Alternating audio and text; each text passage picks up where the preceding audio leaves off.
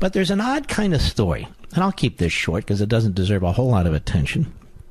But since Michael Needham, the chief of staff to Marco Rubio, tweeted something rather odd, I feel I need to mention it. I saw this piece today, and it's from The Hill, so it's suspicious because I don't trust The Hill newspaper. It's largely left, other than Joe Concha and a few others. Rubio praises Dolphins player who takes knee for his community service. I said, well, I like Marco Rubio. I do. I like him a lot. I don't always agree with him, but I like him. I said, what the hell is this? Well, this is how they report it. Senator Marco Rubio on Wednesday offered praise for Miami Dolphins wide receiver Kenny Stills, who's garnered attention for taking a knee during the national anthem at games to protest social injustice. No NFL player does more community service than Kay Stills of the Miami Dolphins, Rubio tweeted Wednesday, sharing a tweet from Stills while lauding the player's charitable work. You don't have to agree with how or why he has chosen to exercise the First Amendment before every game to acknowledge the hours he gives voluntarily on his day off to serve his fellow Americans. And there are any links to photos of Stills doing exactly that. It goes on later.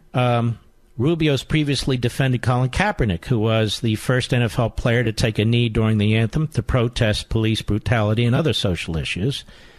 The GOP senator told TMZ Sports in May that Kaepernick, who has remained unsigned since the end of 2016 season, deserves to be on a team. Look, I support his right to stand for what he does. I don't agree with what he did, but I support his right to do it. Now, I will admit The Hill is a little misleading of that. Here's what I found bizarre. I tweeted, bizarre, Marco. This has had nothing to do with the First Amendment. He tweets out, you don't have to agree with how or why he has chosen to exercise the First Amendment before every game to acknowledge the hours he gives voluntarily on his day off to serve his fellow Americans. This has nothing to do with the First Amendment. The NFL's not the federal government.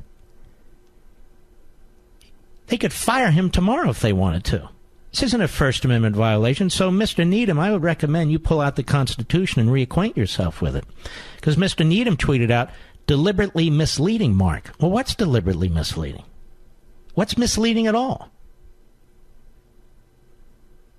I didn't even think I was that harsh on Marco, who I like.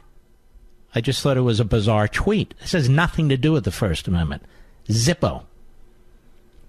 And by the way, I also don't believe it's the business of politicians telling anybody, the NFL, that maybe Kaepernick deserves a job or so forth and so on.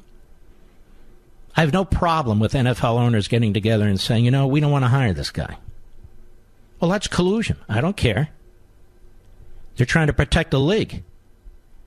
Reputation of the league. They're in business. You're the consumer. You're the customer.